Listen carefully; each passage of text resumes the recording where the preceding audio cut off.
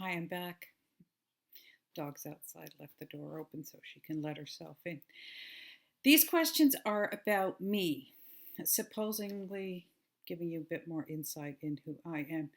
And the first question is, have you ever written naked? Um, no, I haven't tried that yet. Mind you, I haven't really suffered from much of writer's block or whatever, so who knows, that may be a way to get through that one day. I'm reserving that for future use. Next question. Um, what do you believe is your biggest failure?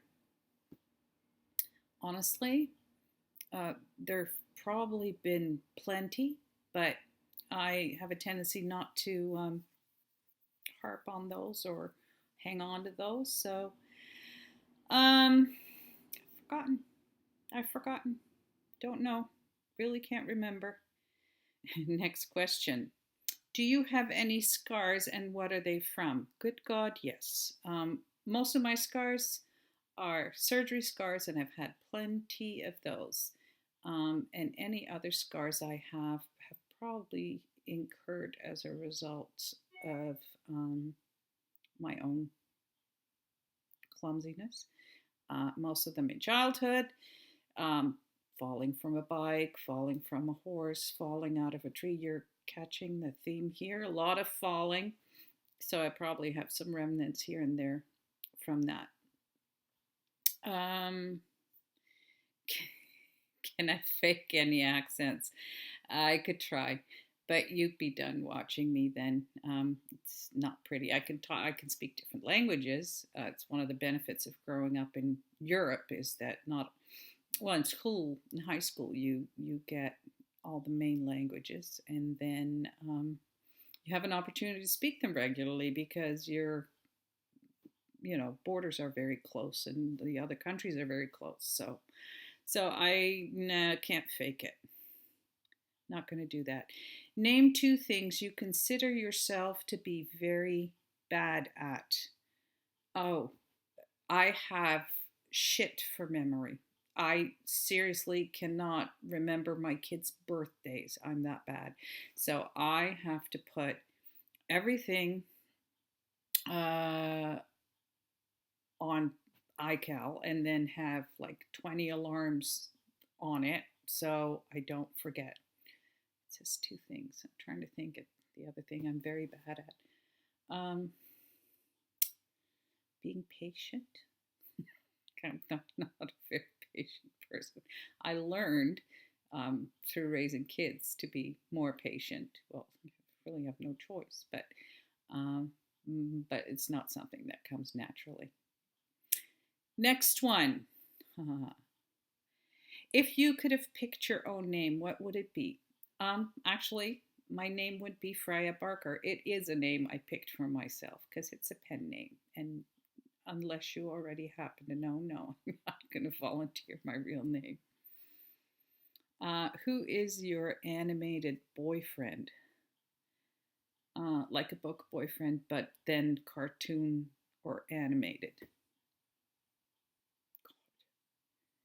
Um, oh, I know. The Beast. I'm a short person, but I'm not necessarily a small person. The Beast is nice and big, and I like the way he always hovers over Belle. So, yeah, the Beast. That he seems interesting. Be honest. How often do you wash your hair? That's the next question. Actually, I washed my hair this morning, and as you can see, it's relatively tame. Wait till I wake up tomorrow morning. It'll be a fizzball. And because of that, I have very coarse, dry hair. I wash my hair maybe 2, 3 times a week, and that's it. I do it anymore, and I'd have a full grown afro. Not pretty. Is my hair color real or chemically engineered? No, you know what? This shade of magenta comes naturally to me. No, it's totally engineered. And if you look carefully, you can see the gray at the ends. Not that I really care about going gray. I'm not really hung up on age, but I like to freshen myself up with a splash of color from time to time. Be it my choice. Are you a person who makes their bed in the morning, or do you not see much point? I really don't see much point, but I've gotten used to kind of straightening the pillows and pulling all the evidence of whatever night I may have had straight. Um, but no, I'm not a stickler for a straight and tight bed. It would kind of clash with the rest of the chaos in the house. So the answer would be kinda, if that's an answer at all. Um, do you like to sing in the shower? I love to sing. I actually used to sing all the time. I sang, quote unquote, professionally. I sang with a rock band. I sang opera. I sang classical music. Um, but that's a long time. Well, long time. That's probably 10 years ago that I've sang for the last time, and I certainly don't get paid for it anymore. I'm thinking perhaps people will pay me to shut up now. Um, so yeah, I love to sing, and but I don't just reserve it for the shower. The car is a favorite place of mine to sing, actually. What comes first, the chicken or the egg? I've always found that a no-brainer. The egg comes first, always. Don't ask me why, though. It's one of those gut things. If someone wrote a biography about you, what do you think the title should be? First of all, I don't doubt there'd ever be a time anybody would be interested in. Damn, my glasses keep falling down. Would anybody would ever be interested in writing a biography on me? However, should someone get that in their head, then the reinvented woman. I don't know. Maybe I that's something I've done many, many, many times over the years, and so it probably, I'm one of those people who's had many careers, and writing just happens to be the last of them. I'm hoping it'll be the last one, period. But yeah, so reinvented woman might be it. Next question is, if you were a Star Trek or Star Wars character, which one would you be? I always loved Lieutenant Uhura. Uhura, is that her name? That gorgeous, voluptuous African American woman who always sort of had there was always some sexual tension between her and Kirk, and Captain Kirk. And I used to have a crush on him. uh, I was little, or at least young. I didn't know any better. I wouldn't have a crush on him now, but I did then. Yeah, Lieutenant Uhura. I kind of I liked her look. That sort of, yeah, voluptuous, and she was gorgeous. Do I have quirky habits or secret talents? Quirky habits. I always sit with a pillow on my lap. Don't ask me why. I don't know. All I know is that if I don't have a pillow in my lap, um, it's like I might as well be naked. I feel very, very exposed. It's a weird quirk. I don't know where it comes from, but there it is. And what was the second one? Secret talent. Oh yeah. Just the other day we had the engagement party for my son who's getting married, and we had a backyard full of people, and I had to get their attention to make a toast to the couple, and so I use my mouth and my fingers. That's all I need to settle down a crowd. I have the meanest whistle. People actually, when they see my fingers go to my mouth, they're the ones that know me, they automatically cover their ears because it's piercing. That would be my talent, such as it is. What is my favorite love story, movie or book? Oy vey. It's hard to come up with one, just one. Oh, you know what? I saw an announcement for it the other day. That's probably one that would describe my idea of a perfect love story most. As good as it gets. I don't know if you've seen it. It's with Jack Nicholson and Helen Hunt. And he plays a curmudgeon older, OCD riddled guy. And she is a waitress at his favorite restaurant and is a single mom, and she looks after, makes sure that her family stays fed. And I just love that movie because they're so unmatched and yet perfect. So I think that's the one I would pick. What's the next one? What's your favorite line from any movie? Well, I can pick it from that movie because it's probably my all-time favorite line. And it's said by Helen Hunt, actually yelled out in the hallway, I think in despair. She yells, "Why can't I just have a normal boyfriend?" So, and I always makes me laugh because I'm thinking, wouldn't we all love to have a normal boyfriend? Okay, I'm going to read this because I can't quite figure it. Just like Everybody Wang Chung Tonight. I hope you know the song. I do. What action would your name be if it were a verb? My name were a verb. As in everybody Freya Barker tonight, I guess. Okay. We'll just Freya Barker it. That's would be like wing it. We'll just wing it. We'll just Freya Barker it. That's sort of probably my tagline.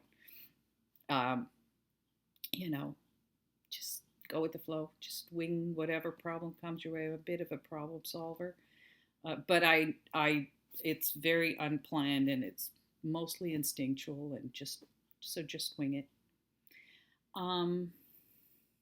Next one. My favorite hobbies would be writing. I'm totally addicted to writing. You may have seen that with the frequency I bring out books. Baking. I love baking. I'm actually a celiac, as are many in my family. So I've sort of made it my own mission to learn how to bake everything gluten-free. And cooking. Cooking would be probably my third. I would put it in that particular order. The other thing I really, really love to do is play euchre, but it takes quite a bit to be able to gather all my kids together in one place at the same time, and that makes for a fun euchre night when I manage to do that. Do I believe in love at first sight? Absolutely.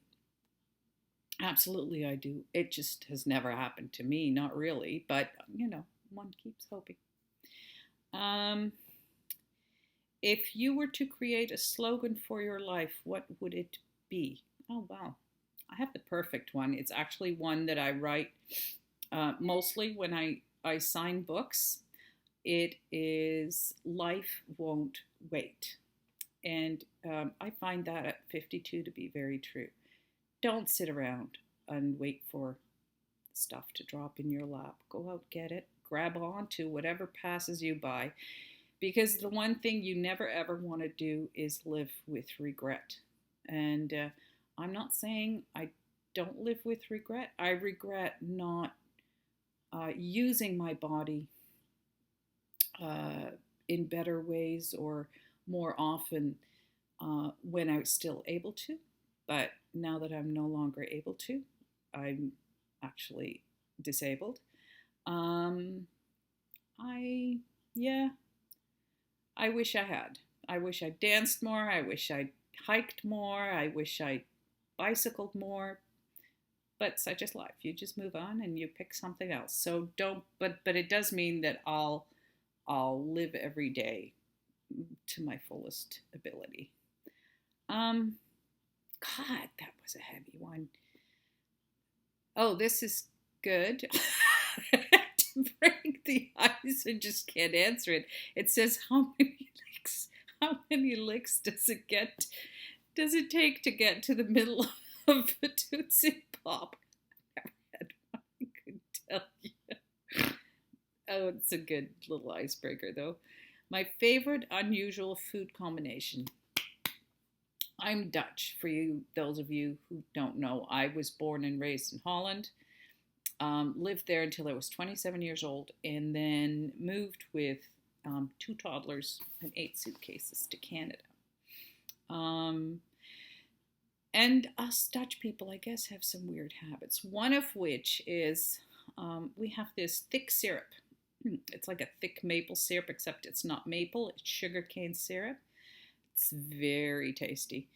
Um, and I used to love to cut big slices, like big chunks of old Gouda cheese, and dip them in the syrup. Oh, the combination of salt and sweet is so good. The other one, another weird one, is I used to take sandwiches to school. We have this dish called zuurkool in Holland. It's actually mashed potatoes with sauerkraut mixed in. And my favorite thing would be the day after we had that for dinner. I would put the cold leftovers on whole wheat sandwiches and take that to school for lunch and eat cold. Yeah, potato on a sandwich. Very odd. What childish things do you still do as an adult? I hoard chocolate. I actually, when Halloween comes along, or at least coming up to Halloween, I start sneaking. My husband usually buys the boxes, and I start sneaking what I know to be gluten-free chocolates out of the box and hiding them. If anybody ever gives us chocolate, me or anybody else in the family, doesn't matter, I'll steal it. I'm really obsessive about chocolate. I love it. And I don't like to share it. I'll share about anything else, but no, don't ask me to share my chocolate. What punctuation mark best describes your personality and well, I probably exclamation mark. Like I have a tendency to do things with conviction and throw myself into it, and I I oftentimes with more enthusiasm than I can sustain for a prolonged period of time, but it's always there at the beginning. I always go in with a bang. My favorite Disney tune, It's a Small World After All. Yeah, I know. Uh, because it really is. It is such a small world. And if you haven't figured that out yet, I mean, you can't be on Facebook or any other social network and not have realized how close we are together, even though we're miles apart. It's scary sometimes. Singing or karaokeing? Well, karaokeing, obviously. Why fake it? Like, just let it rip. Karaoke, absolutely. I need a drink or two, but absolutely karaoke. Choose a movie title for the story of your life. Well, this is kind of like that book question we had earlier, or autobiographical or biographical or whatever. Story of my life. Roller Coaster. I mean, it's an actual movie. I remember seeing it first time I visited Canada when I was 15 in a drive-through with my brother and some of his very hot friends. I was quite excited. Yeah, roller coaster. That would be it. What do you want your tombstone to say? Well, my sister once said, and I totally agree with her, and I want to join her in this. She wants Louis Armstrong to sing What a Wonderful Life. Well, or at least not Louis Armstrong, but she wants that song played at her graveside. So, and I totally agree with her. So I would want that. And they can put on my gravestone in capital letters, She Lived. Yeah, I'm thinking that would be enough. Shoes or handbags? That's actually the next question. Random. And my answer would be neither, really. I care very little these days. I used to, but these days I care very little about shoes or handbags or clothes, or I think I get more excited about buying new cotton granny underpants and getting to wear them. Like my mother said the other day, she was hilarious. I had her on the phone. She said, I can't wait to go to bed at night or tonight because I promised myself I'd get to wear a new pair of underwear tomorrow. I thought it was hilarious. She's 90, and so I'm kind of with her.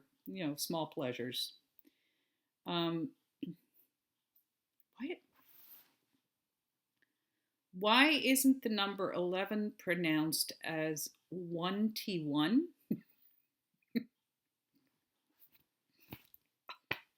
I have no idea. If you can figure it out, please let me know. I'd be interested to find out, but I couldn't tell you. What was the best thing? I can't even speak. Before sliced bread. I don't know.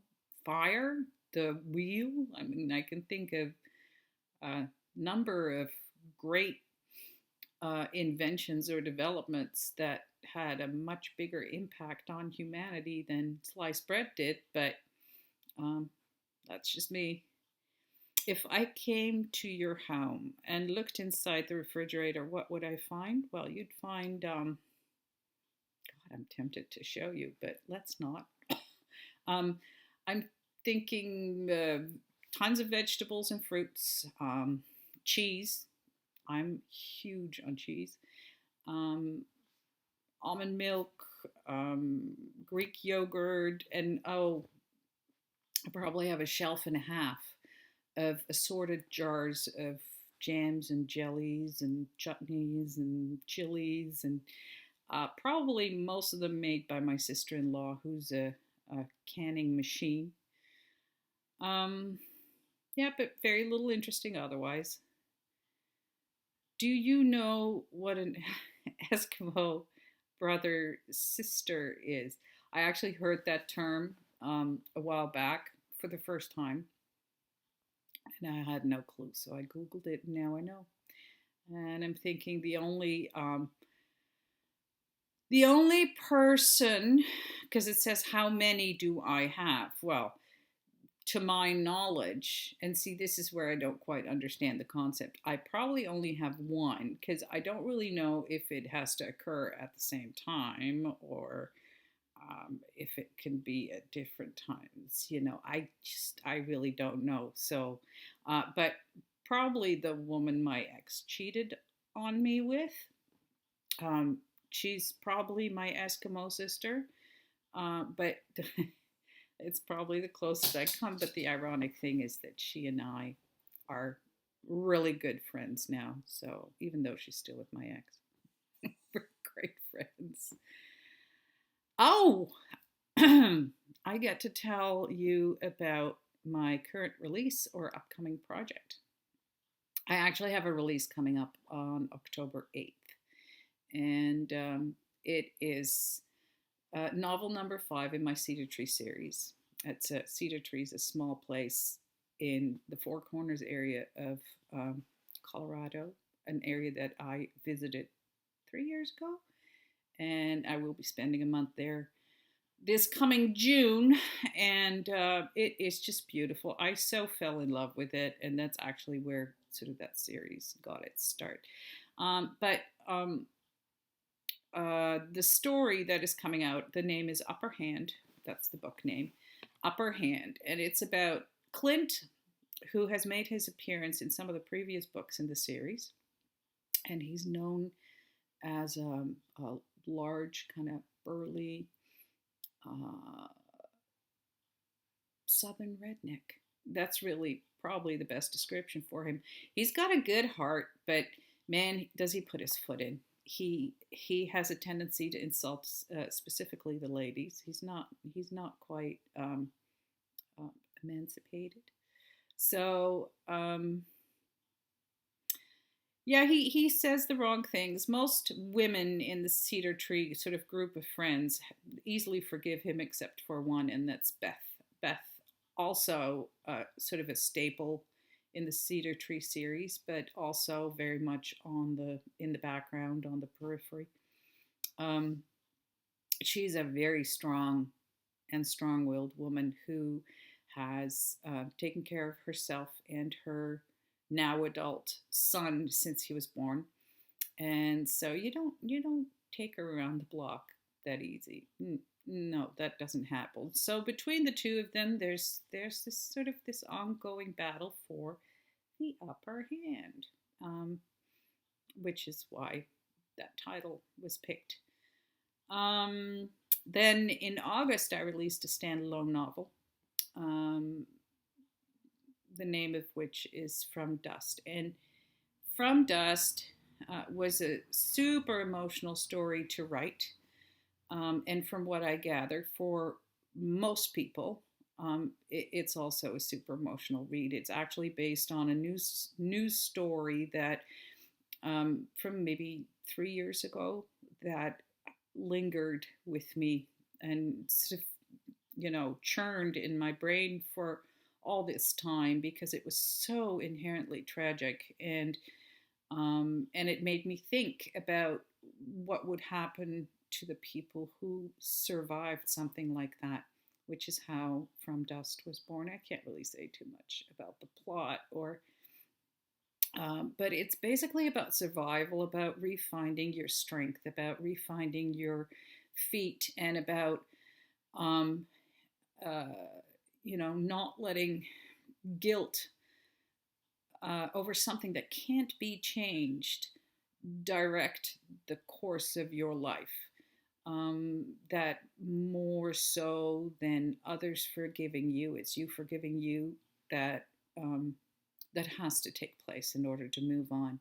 And the pain doesn't go away, and the tragedy isn't diminished, but life is possible after such a horrible tragedy. So that's From Dust. I really didn't know where it was going to go or how it was going to be received, but it became, I mean, beyond my dreams, a success. It was so well received. And so next up, I'm actually writing. I had a really good, productive morning this morning. I'm writing Like Arrows, which is book number 6 in the Cedar Tree series. And the main character in that book is Malachi Whitetail, Mal for short. And I think I'm going to cut this short and head back to my Malachi. Talk to you later.